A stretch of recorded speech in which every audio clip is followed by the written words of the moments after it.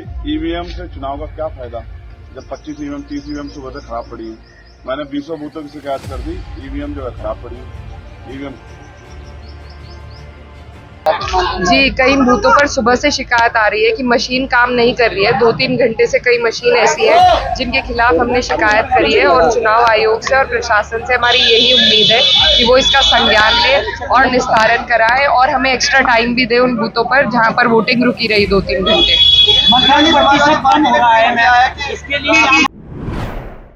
Next 9 news में आपका स्वागत है। मैं हूं आपके साथ अबरारुल हक रहमानी। दर्शकों, उत्तर प्रदेश की नगीना सीट पर वोटिंग के बाद भी आखिरकार जो है क्यों वहां पर बवाल मचा हुआ है और क्यों उसको लेकर के खुद चंद्रशेखर आज़ाद ने जिस दिन वहां पर मतदान हुआ था, यानी कि प्रथम चरण के दिन, किस ढंग से चंद्रशेखर आज़ाद ने अधिकारियों को लेकर के, ईवीएम को लेकर के, चुनाव आयोग को लेकर के कई तरीके के सवाल खड़े किए थे। उस पूरे मामले में अब क्या बड़ी खबर आ रही है उसको आज हम समझने की कोशिश करेंगे और बारी बारी से जानेंगे कि इस पूरे मुद्दे पर अब किस तरीके से मामला जो है वो गहराता हुआ नजर आ रहा है और इस बात की संभावना जो है वो पूरी तरीके से दिखाई दे रही है कि इसको लेकर के चंद्रशेखर आज़ाद एक बड़े स्तर पर कहीं ना कहीं विरोध करते हुए भी नजर आ सकते हैं। लेकिन आप समझिए कि चंद्रशेखर आज़ाद ने जिस तरीके से उत्तर प्रदेश की राजनीति में ख़ास तौर से जो दलित वोट बैंक है उस पर अपने कब्ज़े को जमाया है, और उससे भी बड़ी बात यह है कि उत्तर प्रदेश वो राज्य है दर्शकों जहाँ पर पहले से ही मायावती अपनी राजनीतिक दावेदारी पेश करती रही है। उसके बावजूद भी स्थिति किस तरीके की है और मामला किस तरीके का है ये आपने बखूबी देखा था। हालांकि प्रथम चरण में और कई सीटों पर भी, किराना की सीट की बात करें वहाँ पर भी ईवीएम को लेकर के कई तरीके की खबरें आई थी और उस पर कहीं ना कहीं जो है पूरी तरीके से जो है निशाना साधती हुई नजर आई थी इकरा हसन। वो एक भी मामला है, उस पर हम रिपोर्ट भी दिखाएंगे। उस समय आखिरकार इकरा हसन ने क्या सारे बयान दिए थे वो आपको सुनवाएंगे। लेकिन इससे पहले आप ये जानिए कि आखिरकार अब चंद्रशेखर आज़ाद ने नगीना सीट के बाद जिस तरीके से उत्तर प्रदेश की बाकी सीटों को लेकर या फिर इंडिया गठबंधन को लेकर जो बयान देना शुरू कर दिया है, उनके पक्ष में बोलना शुरू कर दिया है। दरअसल ये सारी चीज़ें, ये सारे पक्ष ऐसे मोड़ पर नजर आ रहे हैं, ऐसे तरीके से हमें देखने को मिल रहा है कि उससे कहीं ना कहीं कई राजनीतिक मायने निकाले ही जा सकते हैं। फिलहाल अगर देखा जाए तो जिस तरीके से आपने देखा कि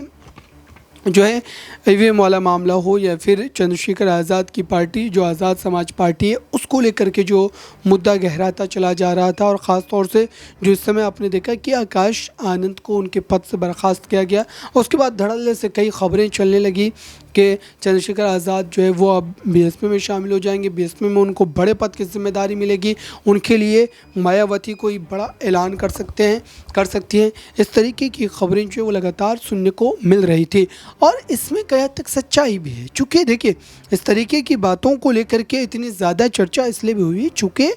जो है चंद्रशेखर आज़ाद ने कई बार भरे मंचों से इस बात को कहा है, इस बात को कबूला है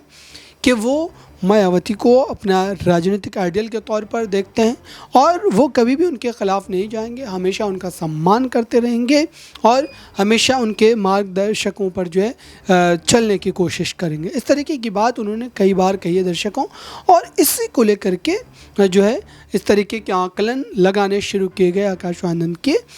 उस बड़े पद से बर्खास्त कर दिए जाने के बाद। अब आप समझिए कि आखिरकार क्या वाकई चंद्रशेखर आज़ाद का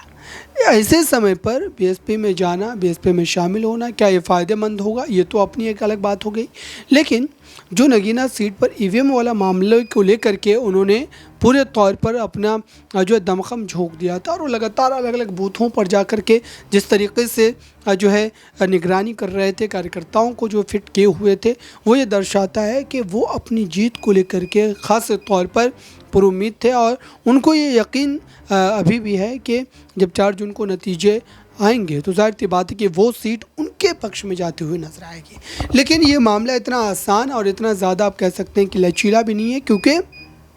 आप देख रहे हैं कि जो है धड़ल्ले से भारतीय जनता पार्टी ने जिस तरीके से वहाँ पर कई मुद्दों को लेकर के जनता को अपनी तरफ खींचने की कोशिश की, उनको अपनी तरफ बनाने की कोशिश की है, ये भी समझने वाली बात है दर्शकों। लेकिन आइए इस पूरे मामले पर आपको एक रिपोर्ट दिखाते हैं। मतदान किया है, किस मुद्दे को लेकर आपने आज मतदान किया है?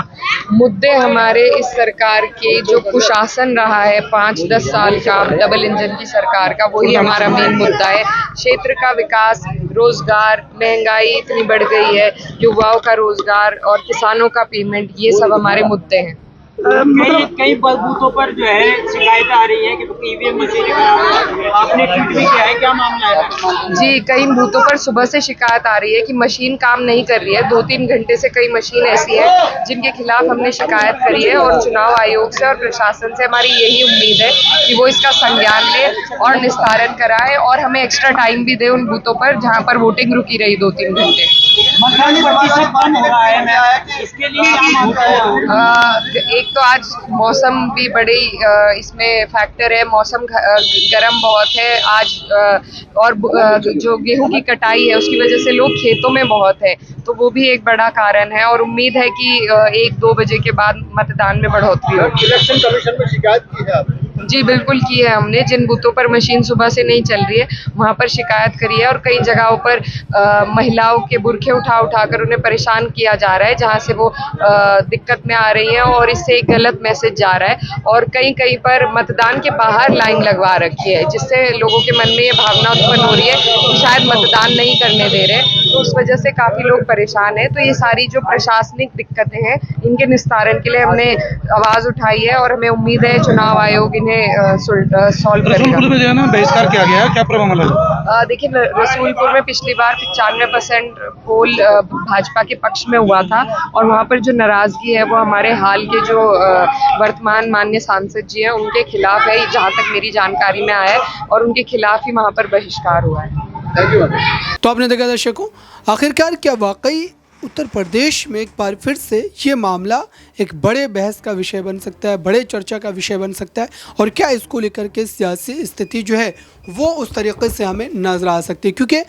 इस पूरे मुद्दे पर पहले से भी ये बात कही जा रही थी कि मायावती की बात करें या फिर अन्य हम चेहरों की बात करें, तमाम के तमाम चेहरे जो हैं वो इस पूरे मामले पर चंद्रशेखर के आज़ाद के जो है पक्ष में नज़र आते हैं, क्योंकि उन्होंने भी उनके ख़िलाफ़ उस तरीके से बयानबाजी नहीं की और नहीं चंद्रशेखर आज़ाद ने जो है उनके ख़िलाफ़ उस तरीके से पक्ष अपने रखें। तो जाहिर सी बात है कि ये मामला बिल्कुल पूरी तरीके से तय माना जा रहा है कि उत्तर प्रदेश समेत अलग अलग राज्यों में अब जो है पूरी जो है तरीके से चंद्रशेखर आज़ाद सक्रिय होकर के कहीं ना कहीं जो है अपनी राजनीतिक भूमिका को और भी ज़्यादा बढ़ाना चाहता है। उसके लिए उन्होंने तैयारी जो है पूरे स्तर पर कर रखी है। फिलहाल इस पूरे मामले को लेकर के आपकी राय क्या है, आप क्या सोचते हैं, कमेंट बॉक्स में ज़रूर बताएं। जुड़े रहें नेक्स्ट 9 न्यूज़ के साथ।